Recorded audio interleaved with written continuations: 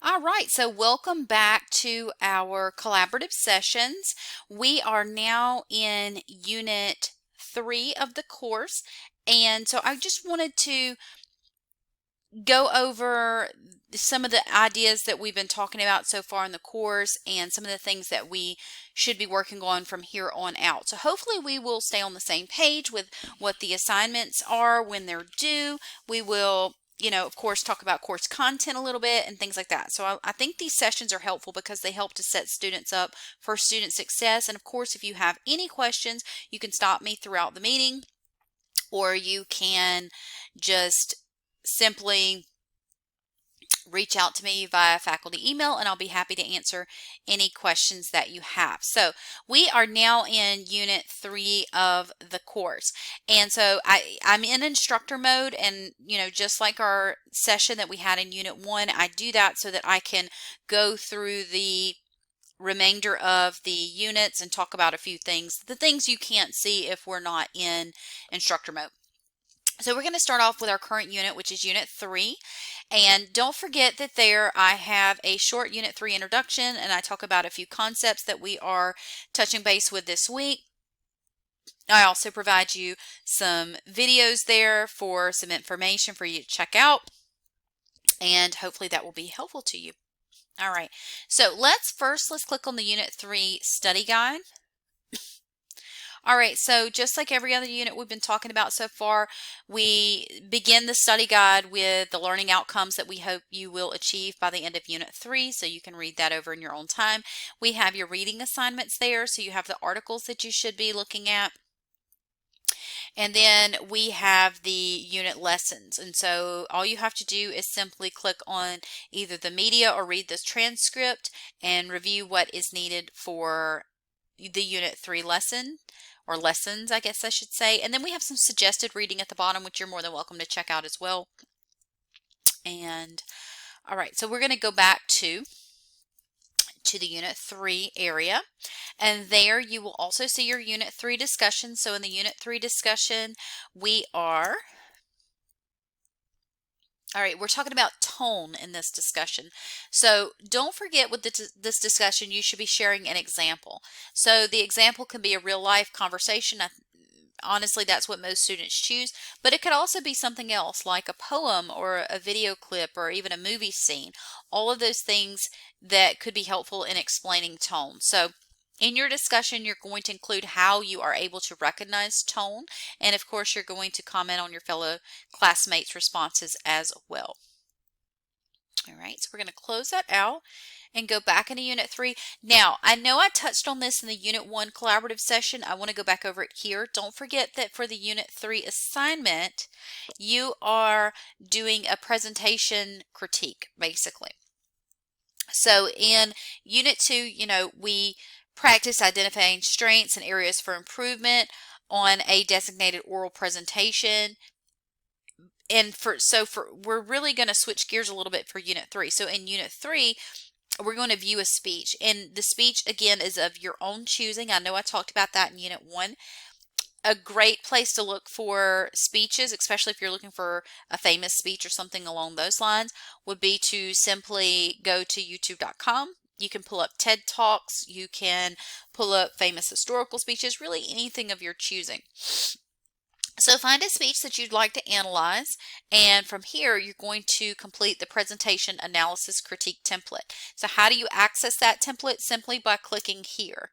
Okay, so if you click there,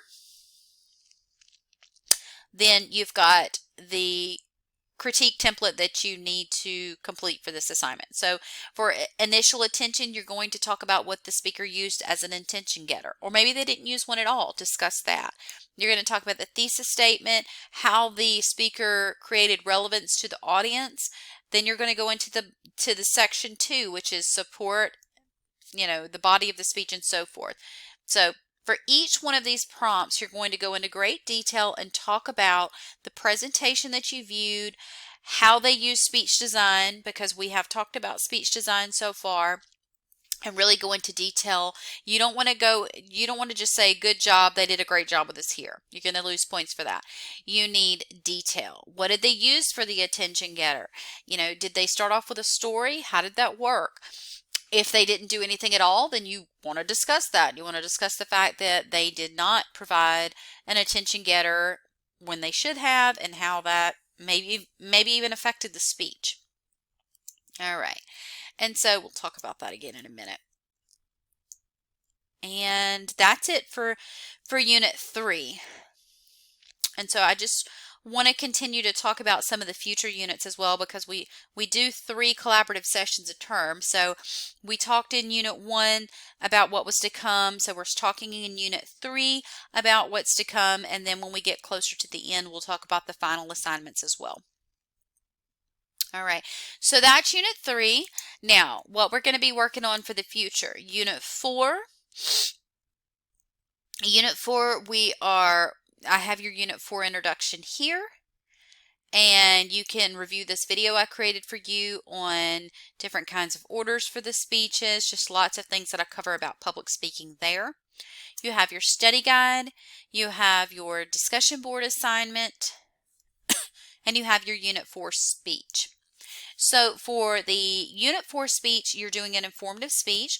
Remember that this is a speech to teach. So think in terms of teaching your audience about a historical event or a figure, maybe a current event, a description of a hobby even.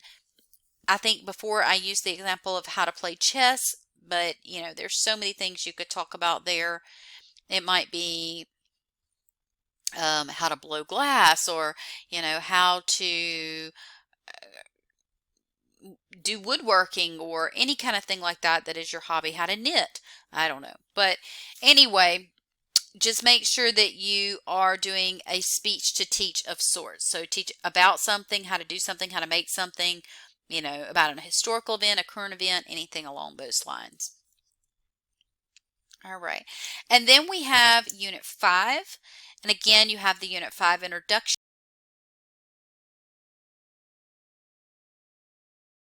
About different kinds of design patterns for speech. It talks about how and when to use different things. So we've got just a lot to talk about in that video as well that I created for you.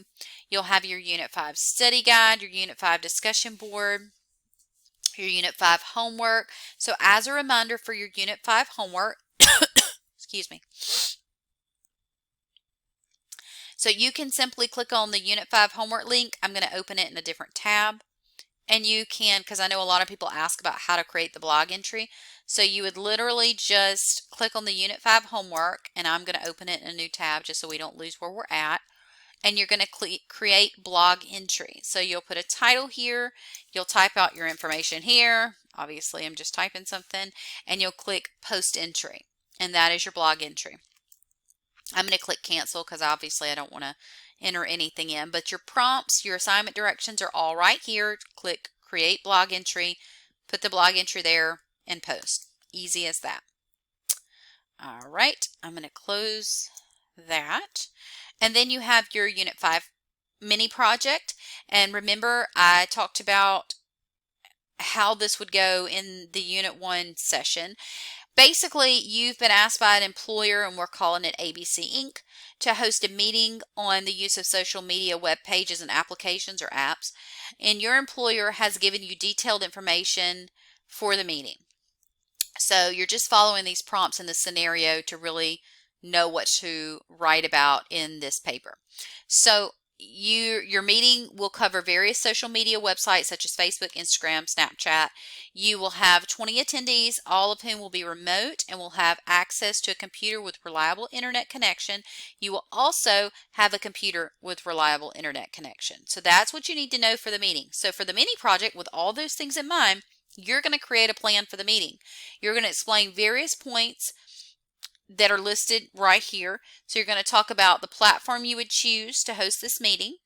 So remember that the real meat and potatoes, so to speak, of this essay assignment is focusing on these 4 prompts here. The platform, how to engage, visual aids, and potential problems. it's not focusing a lot on Facebook, Instagram, and Snapchat. It is instead focusing on the platform you use for the meeting, why you chose that platform, the way you will keep your attendees engaged despite being remote, because that can be tough. So how will you keep them engaged? Will you ask questions? Will you create games to keep them interactive? Will you allow them to have certain tools in the online meeting platform so that they can participate in the meeting in different ways? What will you use to engage them? Also, you will talk about the visual aids that you will use throughout the meeting and why you chose to use those visual aids. And then lastly, you'll talk about the potential problems that could arise and how you plan to deal with them. Remember that this meeting plan should be a minimum of 2 pages. Students often ask me, should the whole thing be in outline format? No, it doesn't have to be. In fact, I encourage students to often write this in an essay style format, and then to just, if they'd like to, excuse me, create a few bulleted areas for general information, you can do that, but it should be an essay. It should be 2 full pages of content, not bulleted content, but actual content. All right, and that is it. So try not to focus on Facebook, Instagram, and Snapchat. Instead, focus on the platform you're choosing, how to engage the attendees, how to, or what visual aid you will use, and why, and potential problems that you might encounter and how you will overcome those problems. All right, so that's it for Unit 5. And then we've got Unit 6. That is, we've got your introduction here. You've got the study guide, the discussion as normal, and then your Unit 6 speech. That is an argumentative speech that is going to be persuasive. So you might want to discuss why someone might want to choose to go into your career field or learn a hobby that you enjoy, why going back to school is important, you know, why you should support a specific charity, why you should be an organ donor, why you should vote, why you should, you know, volunteer for the Boys and Girls Club, any of those things. Or many, many more. It's not limited to that, obviously. So a persuasive speech is a speech advocating for or against something. It doesn't have to be a controversial topic. It can just be something general, like why you should enter my specific career field. There's nothing controversial about that, but it is still persuasive. Now, your persuasive speech could be controversial. You know, if that's the case, I would encourage you to stay away from overly debated topics that people already have their mind made up on. For example, abortions or medical marijuana, or the list goes on and on. I'm trying to think of different ones. But overly used topics, try to think of something creative, something that you really want to advocate for or against. Okay, so that's Unit 6. And then we click on Unit 7. We have the introduction there as well. And we have the study guide, we have the discussion boards, and then we have the Unit 7 essay. So the Unit 7 essay is just that. It's an essay. It should be a minimum of 2 pages in length. That does not include your title page and your reference page. You are required to use a minimum of 2 outside sources for this assignment. And so those sources need to be cited in proper APA style. Points will be deducted if you do not use proper APA style. So if you're not sure how to do that, you can check out any of the resources that are listed here, the CSU library, you can check out the Writing Center. All of those things and those resources will help you with APA style. So what is the Unit 7 essay about? Good question. Many topics in this course have highlighted our obligations of senders and receivers, as well as the problems that can occur from blunders of this. But for this essay, you're going to consider how technology has impacted your own communication skills as a sender and receiver. So really look into examining your ongoing role as a sender and receiver. Consider how you are communicating on a daily basis, how you select the way that you communicate. So in your essay, you will dive into these points. Do you believe technology has improved your communication or your public speaking skills? Why or why not? How has technology made it more difficult to be a listener? Why or why not? What is an example of a time when technology either made communication more or less effective in your life? What advice can you give to someone struggling to overcome communication obstacles resulting from technology? I think in today's day and age, this is something we all have problems with. Communication via technology can be tough, and it's because we don't have the basic things that we know of in terms of communication. We can't see body language, we can't hear tone, so we have to take things for literally what they are listed as. So we have just the words. That's it. Now, sometimes we find tone in certain things. For example, if you use all caps when you're typing, a lot of people see that as yelling. Some people don't understand that and they use all caps, so they don't necessarily mean it that way. So it could really be anything. It could be, how has technology affected you? That could be emails. It could be text messages. It could be a number of different things. So really think about this and come up with, just think over your response before you write this essay. And I think you'll come up with some great information. And then we have Unit 8, and that is our introduction here, our study guide as normal, our discussion board, and then the Unit 8 speech. And remember, as I believe I stated in the Unit 1 meeting, that the Unit 8 speech is a reflection speech. So you're basically reflecting on the course as a whole, but I still expect proper speech design. So I still expect a well-designed introduction, body, and conclusion. We're going to review that again in just a minute because I know that we haven't all followed the speech design process so far, and I really want you to know that before you leave the course, because not only will proper speech design help you with speaking in front of others, but it will also help you with writing essays in other classes. So I think it's that important that you understand. If you understand how it goes, it makes it a lot easier. So the Unit 8 speech. So for your final speech in this course, in Unit 8, obviously, you will share your overall experiences in the course. So reflect back on assignments and topics covered in the class and consider your learning experiences. What are some final thoughts you would like to leave? You're not judged on this, guys, so feel free to speak freely and really tell me your thoughts on the course. I use that to help build other things for future students. So as a part of your speech, you're going to respond to the following prompts. What was your favorite part of the course? What was your least favorite part of the course? How has this course prepared you for future communications professionally and personally? Why or why not? And how can you apply the skills from this class to your future career? So this speech should be a minimum of 2 minutes in length. And again, you'll just upload it to YouTube like normal, submit the speech link in the course. Okay, so here. So that's basically it in terms of what to expect for the remainder of the course. I do want to go back over this short bit of information. So as a reminder, this is how we design a speech, because I think we still have a few people that are starting their speeches with, "Hi, my name is, and today I want to talk about." So remember, as I discussed in the first meeting, a speech is made up of 3 different parts: an introduction, a body, and a conclusion.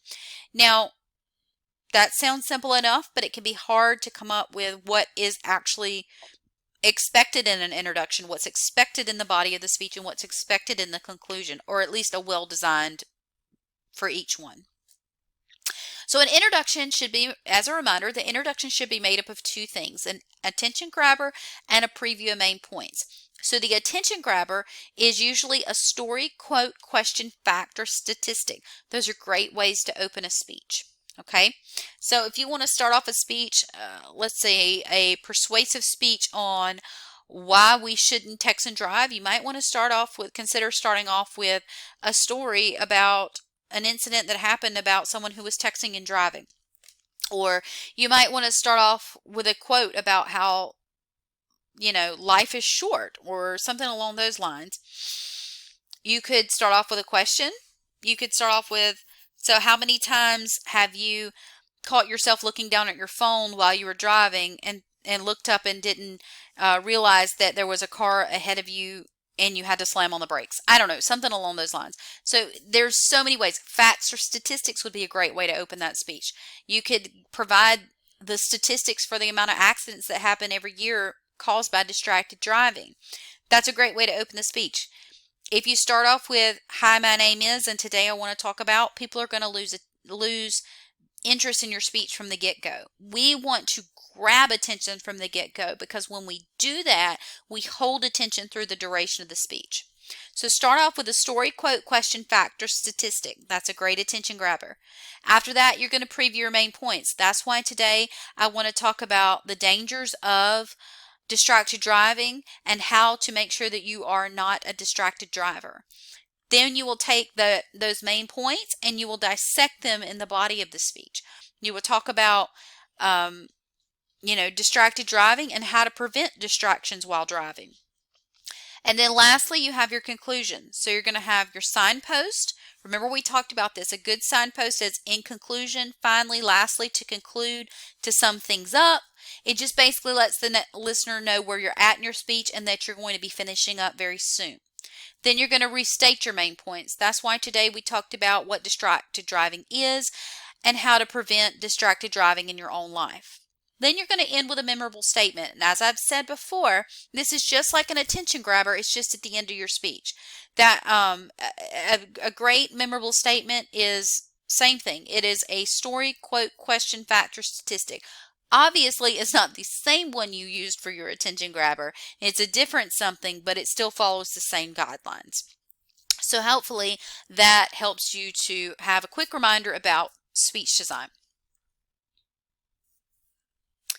Okay, and so with that being said, I wanted to give you a quick reminder about YouTube. So I'm on youtube.com right now. So to upload your video, you're simply going to click on Create. Now, if you don't have an account, you'll have to create a YouTube account first. But to upload your speech videos, it's real simple, guys. You need to upload to either youtube.com or you could choose vimeo.com, Vimeo.com. Most people choose YouTube, though, because it's just easier to navigate, honestly. So when you log into YouTube, you'll click Create, which is this camera with the plus sign, Upload Video.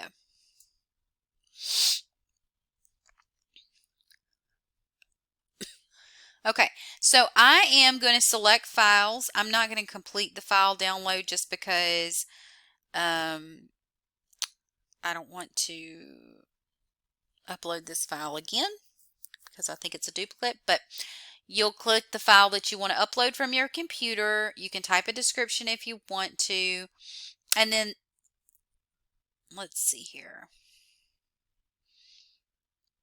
You will click Next. Oh, sorry, I got to answer this first. So audience, yes, it's made for kids, or no, it's not made for kids. I'm just going to click yes because there's nothing bad in the video. Click Next. And from here, you don't have to click anything. You just click Next. All right. Sorry. Click Next. And so visibility, this is important. So you can, if you list it as private, as a reminder, if you list your video as private, I cannot access it for grading. If you feel uncomfortable listing it as public, that's fine too. You do not have to have your video searchable. What you can do is list it as unlisted. And that basically means your video is not searchable. It is only visible to someone who you provide the link to your video to. Okay, so anyone with the video link can watch your video, but it cannot be searched on YouTube. It is otherwise private. It can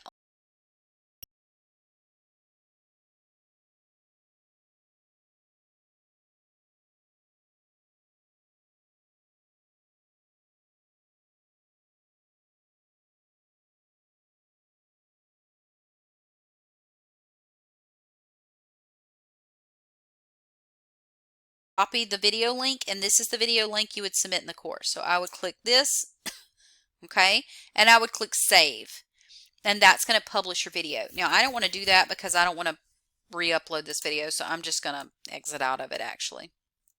All right, now let me show you something, though. Hold on, I'm just going to delete this because I don't want it to sit on here.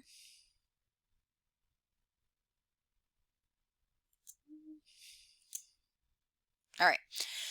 Now, I'm going to show you this though. After the video is officially uploaded, you're going to, if you forgot to copy the link, it's really easy. You would just click the video. Let me go back.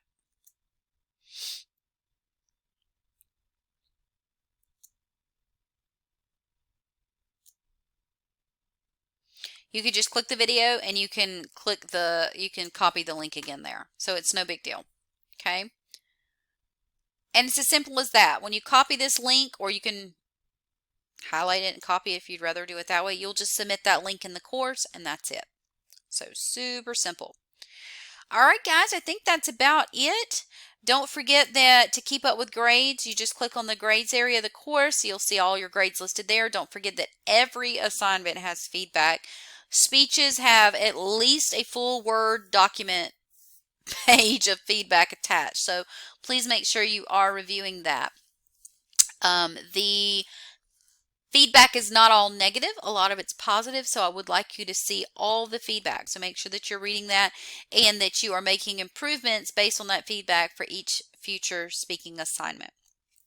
So if you have any questions at all, feel free to reach out. Don't forget that you can access my email address by clicking Start Here and Professor Profile. And I have my email address listed there.